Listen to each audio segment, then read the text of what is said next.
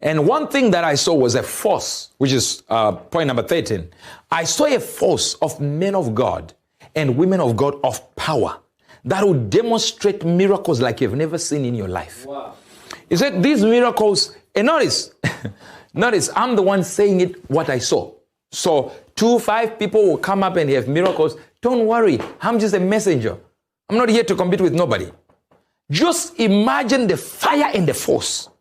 The fire and the force that will begin to take place. The fire, the force that will take place. Are you hearing this? Yes, the fire and the force that will take place. Where you have young women of God, old women of God, young men of God, young boys, young girls, demonstrating the power of God that people will call it fake. There will be no way to describe what happened. It will be all over the place like popcorn. This one has done this one in India. There is another young man in India who has done this. There is another. They won't have all these ministries you think they have. They are not here to build empires. They're just doing some things.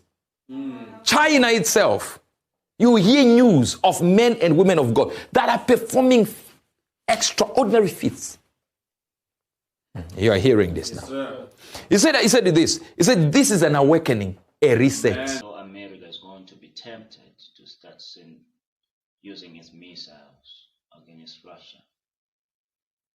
And when it does that, there are a lot of consequences happening. A lot of consequences.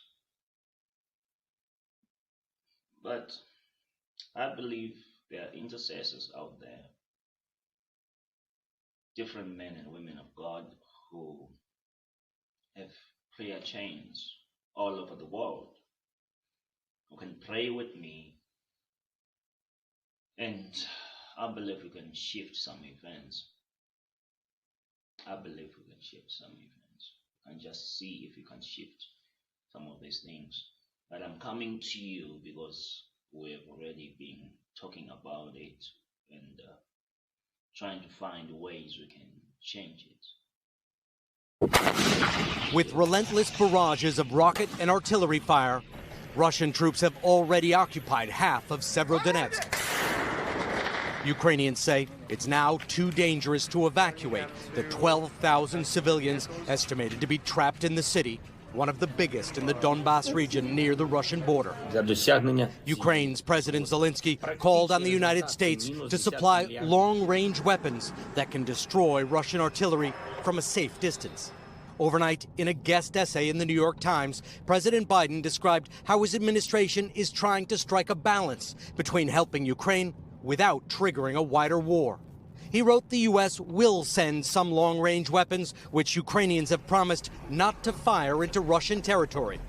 Writing in part, we will provide the Ukrainians with more advanced rocket systems and munitions that will enable them to more precisely strike key targets on the battlefield in Ukraine.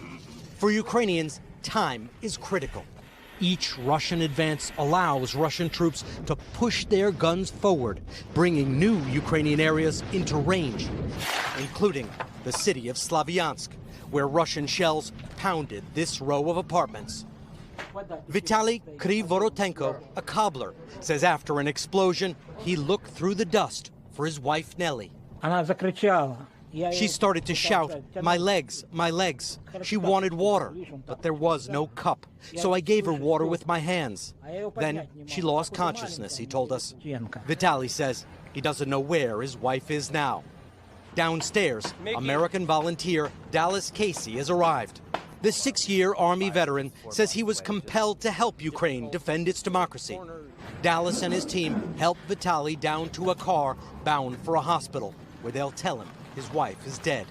Do you think you're making a difference? Yes, I've helped people. Yes, I have treated people medically. Yes, I have evacuated people, but making a difference is not something that is on my side to be able to decide. President Biden wrote that currently the United States sees no indications that Russia has intent to use nuclear weapons in Ukraine, but stressed that any use of nuclear weapons on any scale in this conflict could trigger severe consequences. Craig? Our Chief Foreign Correspondent, Richard Engel for us this morning. Richard, thank you. America is going to be tempted to start using its missiles against Russia. And when it does that, there are a lot of consequences happening. A lot of consequences. But I believe there are intercessors out there, different men and women of God who have prayer chains all over the world, who can pray with me, and I believe we can shift some events.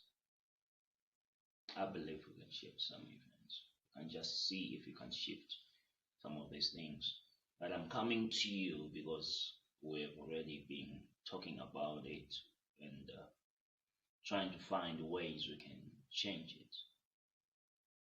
Turning now to Ukraine and the intense fighting in the eastern region of the country. The governor of Ukraine's Luhansk region says more than half of the key city of Severodonetsk is now under Russian control. Their swift advance through the region is putting more pressure on the U.S. to support Ukraine. And President Biden signaled he would send advanced missiles to Ukraine in an op-ed he wrote in the New York Times. NBC News foreign correspondent Molly Hunter brings us the latest from Ukraine. Molly.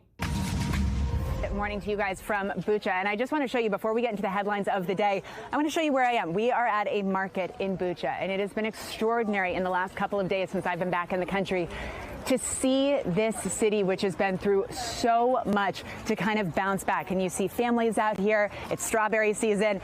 You just see life coming back. Down the street, we were at a church where there was that big mass grave where we spent so much time. There's now green grass growing over that. There flowers are coming up. This was a mall which was attacked, and the last time I was here, this whole area was absolutely trashed.